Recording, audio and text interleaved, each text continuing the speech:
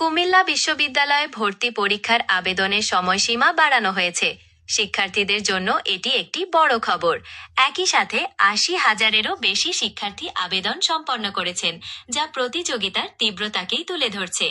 বুধবার ১৭ ডিসেম্বর পর্যন্ত মোট ৮০,০৫২ জন শিক্ষার্থী আবেদন সম্পন্ন করেছেন।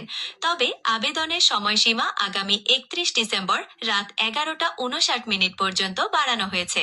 ভর্তি পরীক্ষা কমিটির আহ্বায়ক অধ্যাপক ডক্টর মোহাম্মদ তোফায়েল আহমেদ বিষয়টি নিশ্চিত করেছেন। এবছর ৩টি ইউনিটে কোটা ছাড়া মোট ৮৯০টি আসন রয়েছে।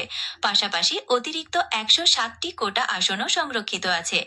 ইউনিট ভিত্তিক আবেদনে এই ইউনিটে ৩০০ আসনের বিপরীতে ৩৭,৮২৭ জন, বি ইউনিটে ৩৯০ আসনের বিপরীতে ৩১,৪৫৮ জন এবং সি ইউনিটে ২০০ আসনের বিপরীতে ১০,৭৬৭ জন শিক্ষার্থী আবেদন করেছেন। ভর্তি পরীক্ষা শুরু হবে ৩০ জানুয়ারি।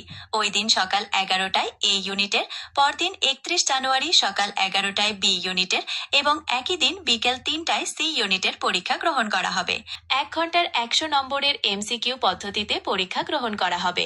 প্রতিটি ভুল উত্তরের জন্য 0.25 মার্ক কাটা যাবে এবং পাস নম্বর ৩৩ নির্ধারণ করা হয়েছে।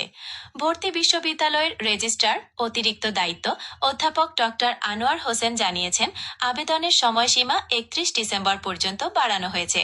আবেদন প্রক্রিয়া শেষে ভর্তি পরীক্ষার আসন বন্টন সহ বিস্তারিত তথ্য বিশ্ববিদ্যালয়ের ওয়েবসাইটে প্রকাশ করা হবে।